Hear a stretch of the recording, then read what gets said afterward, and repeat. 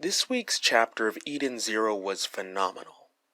It was such a powerful display of great storytelling that goes to set this series above many others within the genre. If you're just so happening to stumble upon this video, let me repeat it for the 50th time. Read Eden's Zero. This chapter is the culmination of weeks worth of setup leading to a dynamic evolution of Homura's character.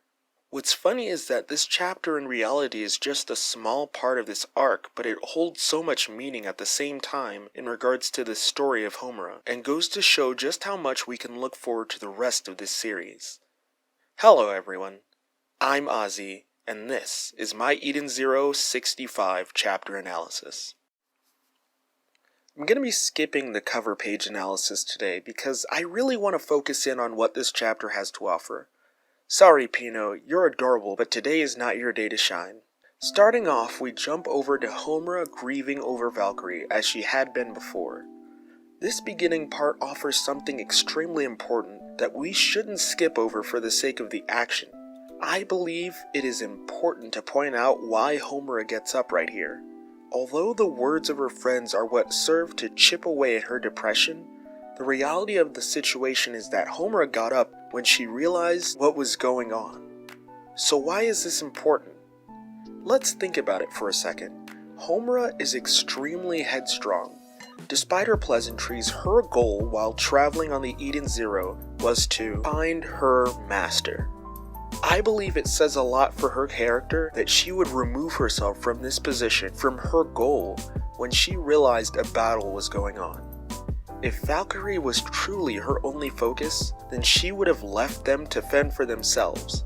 However, in reality, she was capable of standing up for her friends. She cares about them that much.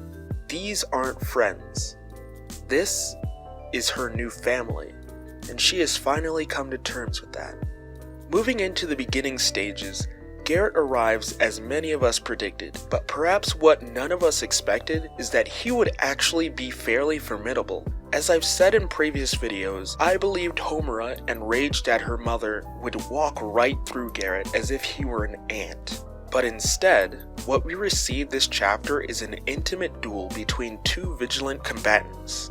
Mashima did a great job of tightening the tension within this scene, and helping me to truly see the danger and suspense as Garrett taunts and disrespects Homura. I cannot say enough about how I appreciate that no matter how dire the situation began to grow, Mashima didn't just throw away this plot device of the paralyzation. I believe that in many other series of the same genre, the protagonist would get angry enough to get up and fight. But the reality of this situation allowed for me to be glued to each page, clenching my teeth and hoping she would find a way through this ordeal. It made things that much more impactful when a wall of swords shone brilliantly in her defense, calling back to Valkyrie's final attack. But even so, this super ultra mega attack wasn't enough. A spur-of-the-moment blast wasn't going to be enough to get her out of this situation, as we realize Garrett is capable enough to fend off her attack and immediately goes to make sure she has no more outbursts. As the swords poof one by one out of the sky, the sense of dread begins to set in again, and we begin to realize that there may not be any hope of her doing this alone.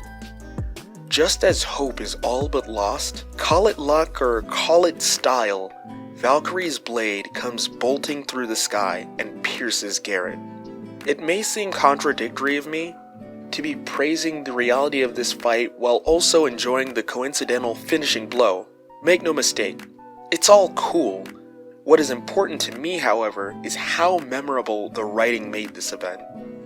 Not to mention that line she delivers right after, "I needed you to rescue me again."